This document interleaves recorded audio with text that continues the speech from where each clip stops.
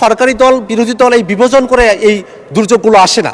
সরকারি দলের যারা এমপিরা আছেন বা সরকার দলের যে আসনগুলো আছে সেখানেই সেটা বরাদ্দ করা হয়েছে, কিন্তু বিরোধী দলের কোনো আসনেই এই অর্থ এবং এই যে চাল গম সেটা বরাদ্দ করা হয় নাই।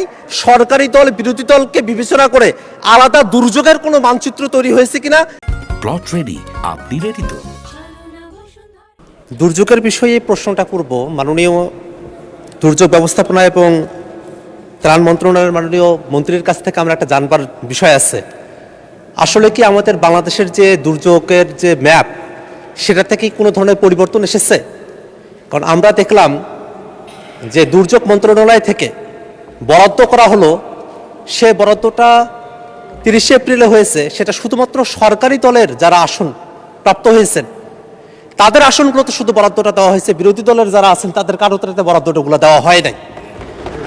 যদি এরকমটা হয়ে থাকে যে বাংলাদেশের আসলে দুর্যোগগুলো যখন আসবে তখন শুধু সরকারি দলের যে আসনগুলো আছে সেখানেই দুর্যোগগুলো আসবে, বিরোধী দলের যে আসনগুলো আছে সেখানে দুর্যোগগুলো আসবে না, তাহলে হয়তো একভাবে হতে পারতো। কিন্তু দুর্যোগগুলো যখন আসে মাননীয় মন্ত্রী মহোদয়, তখন কিন্তু আপনার আসনেও আসে, তখন আমাদের আসনগুলোতেও এই দুর্যোগগুলো আসে, তখন কিন্তু আমরা সবাই কিন্তু সাফারার হই।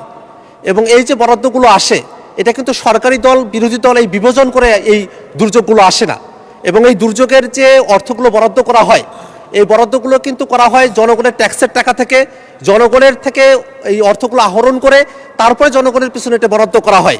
কিন্তু আমরা দেখলাম যে গত 30 এপ্রিলে যে বরাদ্দটা করা হয়েছে 85 লাখ টাকা করে এবং 90 টন করে চাল গম, সেটা শুধুমাত্র সরকারি দলের যারা এমপিরা আছেন বা সরকার দলের যে আসনগুলো আছে সেখানেই সেটা বরাদ্দ করা হয়েছে, কিন্তু বিরোধী দলের কোনো আসনেই এই অর্থ এবং এই যে চাল গম সেটা বরাদ্দ করা হয় নাই, যেটা বিরোধী দলের আসনে যেসব সাধারণ নাগরিকেরা আছেন তাদের প্রতি চূড়ান্ত বৈষম্য। এবং 24-এর পরে এরকম বৈষম্যমূলক কোনো নীতি বাংলাদেশে চলতে পারে বলে আমরা মনে করি না।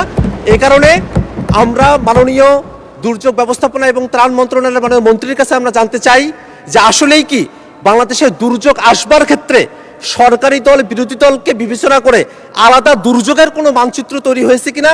যদি না হয়ে থাকে এই দুর্যোগগুলোকে মোকাবেলা করবার জন্য যে সরকারের তরফ থেকে বরাদ্দগুলো দেওয়া হয় সেই ক্ষেত্রটাতে বৈষম্য দূরীকরণের ক্ষেত্রে দৃশ্যমান কোনো পদক্ষেপ গ্রহণ করা হবে কিনা, এবং কবে নাগাদ বিরোধী দলের যারা আমরা বঞ্চিত হয়েছি, আমাদের আসলের মানুষেরা বঞ্চিত হয়েছে, এই বঞ্চিত মানুষদের বঞ্চনা ঘুচাবার জন্য দুর্যোগ ব্যবস্থাপনা এবং ত্রাণ মন্ত্রণালয় থেকে সমতা ভিত্তিক বৈষম্য দূরীকরণমূলক উদ্যোগ গ্রহণ করা হবে এবং সেটা আসলে দেশের জন্য উপকার হবে।